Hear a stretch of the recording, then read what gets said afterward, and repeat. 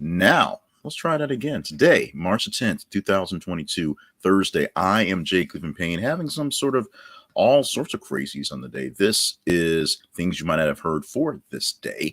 And what it really is things you might not have heard that happened yesterday. We go through the past, about 30 hours in the past, to give you 5 stories that you can chat about that you have vetted as topical conversations. These aren't necessarily the top big stories that are staying all day long, although Ukraine basically runs the news. So there is Ukraine in the news today. So plenty of Ukraine to talk about in all sorts of ways. But these are some stories that have a slight different bent, some things that may not be the mainstream top level stories that you might have been taught to, or if you are one of those folks, some of the crazier type stories going on. Or there may be some of the crazier type stories that you've missed because you don't dabble in that stuff. We go through all different sorts of sources, some you love, some you hate, to give you some of the most conversational stories, most diverse stories, most interesting stories, and we provide for you 5 of them to get your day started right here.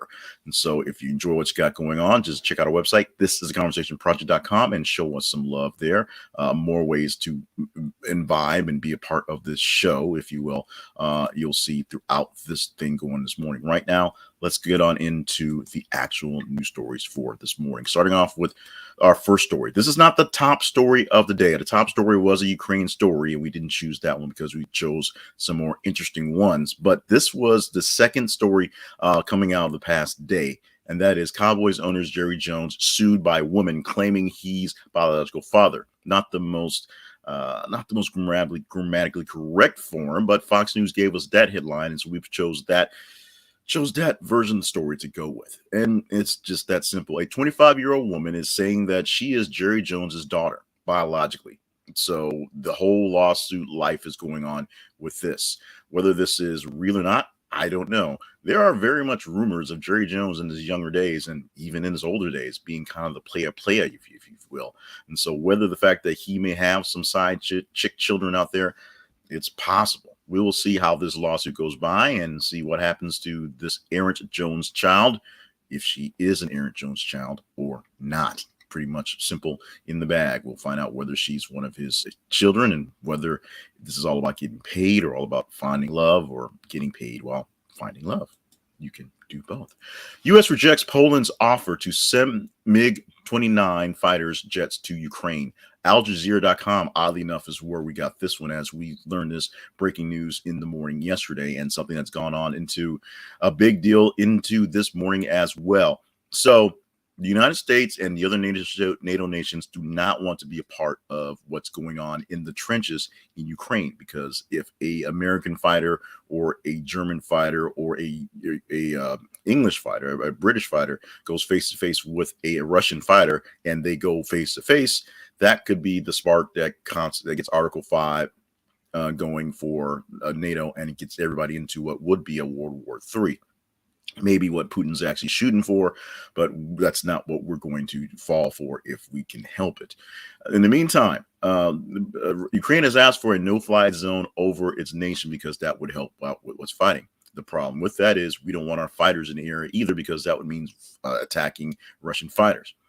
Poland, which has offered to offer up a bunch of MiG-29s, planes that Ukraine Air Force knows how to fly, but they don't want to deliver them. They want to pop them into a British air base, and then or actually an American air base, and then have them delivered there, or have the fighters fly there, take the jets, and take them into Ukraine.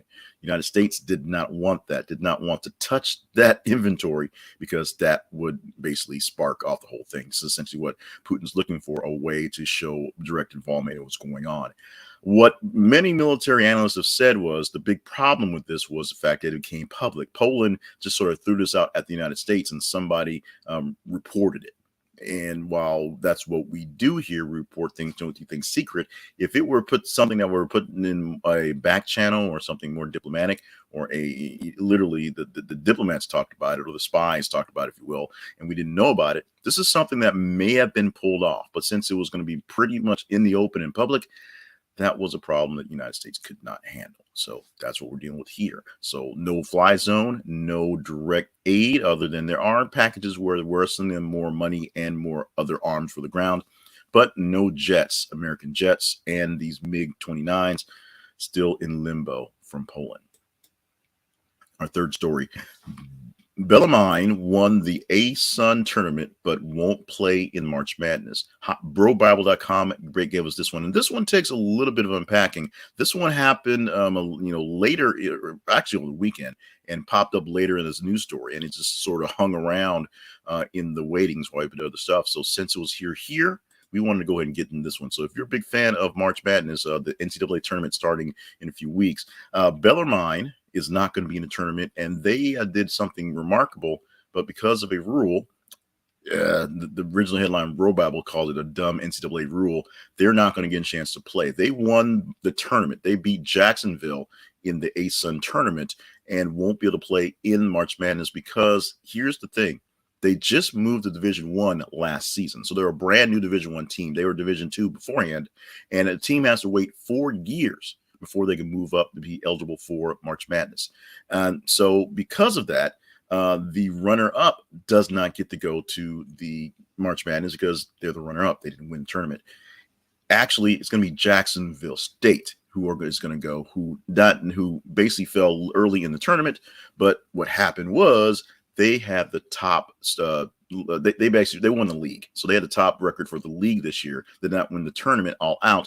So it's usually the tournament winner, even though the top team gets a higher seed. That didn't help them in the tournament. They got blown out and beaten up. And so now you'll get to see Jacksonville State in the NCAA tournament and not Bellarmine. Is this an actual travesty?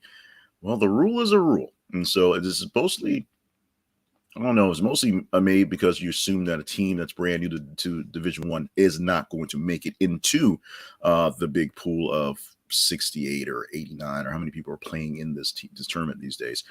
So this is one that's really crushing, pretty much unfair, but the rule is the rule. We'll see if there will be a rule change coming forward for this issue. Our next story happens to be this one right here, and it reads like this. Stephen Miller's January 6th lawsuit reveals he's still on mom and dad's phone plan. DailyBeast.com is that one, and we did pick the most flippant headline to use for that one that was provided by them at Daily Beast. But here's what the actual meat of the article, meat of the story, meat of the issue is.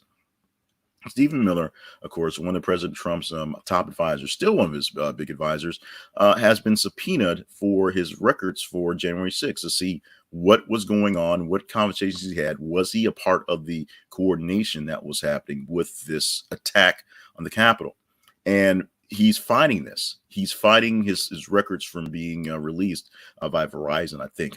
That's not so much the important thing, but by whatever the cell phone company is that has his records. But they're not his records. What we found out in the court filings is they're fighting to keep his parents' phone records out of the courtroom because Stephen Miller is still on the family plan from way back when. And this is not actually as odd and silly as you might think. There are a lot of people who stay on plans forever because of group chats and just what's going on and simple things like it's just hard to do. Prime example for our home, my stepson, he's still on his mother's phone plan from back when he had it coming into college. And why is that? Because they can never get in the same room at the same time over AT&T to switch over plans. He would like to get on his own plan so we can stop bugging him about why he's using up all our minutes. He would enjoy that, but there's a real reason why he can't do it because of inconvenience of time. Whether Stephen Miller can't find the time to meet with his parents at the AT&T store or Verizon store, or it's more a case of, it's just forgot about it, or what we really believe is people in these level of stuff, let's just call it stuff, like to keep their things secret and don't have their things in their own names on purpose. This is a way to keep him out of the limelight and keep his records safe for the most part, because when you're looking for Stephen Miller's records, you're actually looking for his mom and pops. That's what we think is happening here. It's a safety valve, and he's probably actually paying the bill. It's just in his parents' name. Take a quick break from the news. One more story vetted by you. But first, let's talk about the Blinkist app. If you stop by, this is the conversationproject.com/Blinkist. You get a full 7-day trial of the Blinkist app, the whole shebang. And what you'll do with that is you will read more books much faster. Check this out. Blinkist takes great books, nonfiction and autobiographies, and breaks them down into the essences, the big parts, the most important pieces of the book. Yes, a lot of books are a lot of fluff and a lot of just going deep into them, and Blinkist gets you past that by putting them into blinks. The main topics of the books are put into various blinks. It depends on how many big topics and how long it is. But most of the articles, most of the blinks, most of the books are put down into about 15-minute summaries. Some of them are pretty long. I mean, it's last night I bumped into one that was extremely long and what kind of out of character. But as opposed to reading a 14-hour book, it was broken down into 30 minutes. There you go. Most books broken down to 15. And you can actually read them. You can read the blinks because they give you the written parts of what they have, or listen to them as audio versions. So in 15 minutes, you can read a full book that would in most cases take you 8 hours or so. I read 2 books a day, one in the morning on the way to work and one in the afternoon, or in the evening, I should say, before I go to bed, because of the Blinkist app. I've been using this for years. I fully stand by this app, and you will too. Stop by our website. This is theconversationproject.com/Blinkist. This is an affiliate ad, affiliate link. So if you click this link, it costs you nothing extra, but you get the joys of being a part of the Blinkist family. So check it out today. So one last news story that was vetted by you is this one right here. Omar says she'll vote against Russian oil ban, citing impacts on Russians. BusinessInsider.com, gives this one. And this is one we teased yesterday as a possibility. You guys put it in the rankings. And so we're going to talk about it very quickly. Ilhan Omar, the representative of Congress, is a lot of things. And one of the things that she is she is very heartfeltly, deeply taking care, loves to take care of oppressed people. Whether the Russians are oppressed or not is debatable. Actually, it's not. They're not really oppressed. But she's saying that the decision to cut off oil, buying oil from Russia, is going to impact the people of Russia directly, and it will. And that is sort of the point. With the Russian leader, Vladimir Putin, out there just taking over lands because they're out there. The United States can't just go in there and start smacking around, because World War III, that thing we said earlier. So the next best thing is sanctions and not buying stuff and sending home diplomats and all sorts of things that seem really silly, but it's what civilized people do in civilized situations. Ilhan Omar is one of the few Democrats, few people at all, who's against this plan to stop buying Russian oil for a while, to basically choke off their money supply, because this is essentially the only way they're making money is off oil. Russia is the 3rd largest producer of oil in the world, and which is would mean it should be fairly lucrative. But when they're not playing right, you don't want to actually endorse what they're doing, because it ain't that good. Ilhan Omar says when this thing comes through, at the time of this actual article on Tuesday, it came out late Tuesday, there wasn't anything written up on this. And since then, we have written up a couple of things to include trying to keep the government from shutting down. That may happen tomorrow. Trying to keep COVID relief going, and aid to Ukraine directly. This is not a part of direct Ukraine aid. This is something separate. But what we're seeing right now is Omar is not going to, I mean, I guess it's symbolic. It's going to pass. So I guess it's symbolic that she says she's not going to vote for it, and she tends to just kind of go off the rails and things like that. This is why my beef on extreme liberals and extreme conservatives is exactly the same. They're all extremely crazy. So what's the point?